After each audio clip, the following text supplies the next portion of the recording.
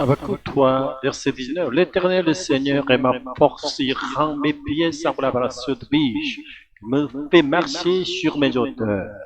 Ce n'est que lorsque nous nous attachons fermement à ce que nous croyons que la foi donnée par Dieu devient une réalité concrète dans notre vie. Le prophète Habakkuk croyait que Dieu était la source même de sa force et que tout comme les biches franchissent avec légèreté les rochers et les vallées, Dieu permettrait à son peuple de surmonter avec assurance les difficultés de la vie. Il s'est accroché avec fermeté à cette foi.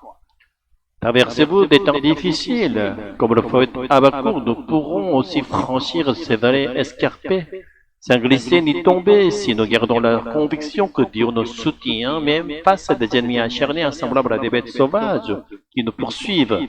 Dieu nous rendra capables de les affronter avec assurance sans être ébranlés ni effrayés. Dieu sera notre force.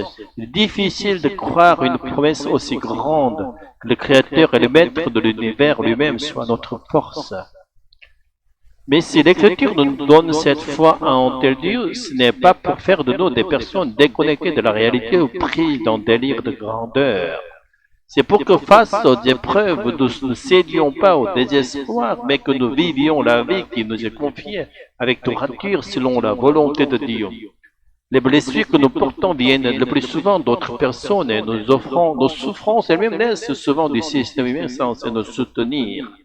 Pourtant, Dieu a créé les hommes semblables à nous afin qu'ils soient pour nous une aide. Et nous a également créés pour être un secours pour les autres. Jésus, à travers la parabole du bon samaritain, nous ordonne de garder un cœur capable d'aimer même ceux qui nous méprisent et nous rejettent et de prendre soin d'eux lorsqu'ils sont dans la détresse. Quand Jésus demande par 3 fois à Pierre, même tu, ce n'est pas pour le confondre, mais pour raviver en lui une flamme d'amour qui ne s'éteindra pas afin qu'il puisse accomplir la mission qui lui est confiée sans faillir jusqu'à la mort. La foi qui nous fait croire que Dieu rendra non pas aussi sûr que ceux de biche. Pour surmonter toute épreuve, trouve sa source dans notre amour pour Dieu. Et comme nous aimons Dieu, nous devons aussi aimer toutes les personnes qu'il place sur notre route. Même celles qui nous méprisent, cela est impossible. Sans la foi en Dieu qui a créé et gouverne l'univers et qui est notre force. Ce n'est pas pour nous faire délirer que Dieu nous a donné cette promesse, mais pour que nous soyons capables d'aimer même nos ennemis, nos voisins que nous avons parfois du mal à reconnaître comme tels.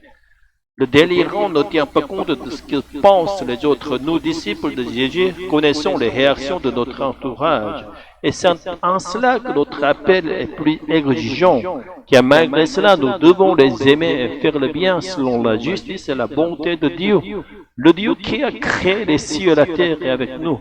Et il nous donne la force d'agir avec sa volonté. Approchons-nous fermement à cette promesse et que l'amour de Dieu remplisse ce monde à travers chacun de nous. Alléluia. Amen. Le Dieu qui est notre force. Claire, jeune croyante, Philippe, mentor spirituel. Philippe, ce matin, j'ai médité Habakkuk 3, 19. Le Seigneur, l'Éternel est ma force. Il rend mes pieds semblables à ceux de biche. Il me fait marcher sur mes lieux élevés. C'est magnifique, mais je t'avoue que j'ai du mal à vraiment m'y accrocher. C'est une parole puissante, Claire. Pas parce qu'elle nous promet une vie facile, mais parce qu'elle nous rappelle que ce n'est pas notre force qui nous porte, mais celle de Dieu. Pourtant, je me sens souvent instable et je me bats pour rester debout dans mes épreuves. Et j'ai l'impression que mes pieds glissent toujours. Regarde l'image des biches, pas des lions. Elles sont fragiles en apparence, mais agiles en sûres dans les hauteurs rocheuses. Diront leur pas sûr, il en fera autant pour toi. Dieu veut dire que je dois croire que même dans la difficulté, Dieu me soutient et m'élève. Oui, et ce n'est pas un simple souhait, c'est une promesse. Mais demande une chose, que ton amour pour Dieu soit plus fort que ta peur. C'est dur d'aimer quand on se sent blessé, surtout pas des gens proches. C'est pour cela que Jésus nous appelle à aimer même ceux qui nous méprisent, non par naïveté mais par la foi. La fois que Dieu, créateur de l'univers, est avec toi et qu'il t'équipe pour aimer, même dans les blessures. Donc je ne suis pas appelé à ignorer la douleur, mais à choisir l'amour malgré elle. Exactement. Ce n'est pas le chemin du délire spirituel, c'est celui du Christ.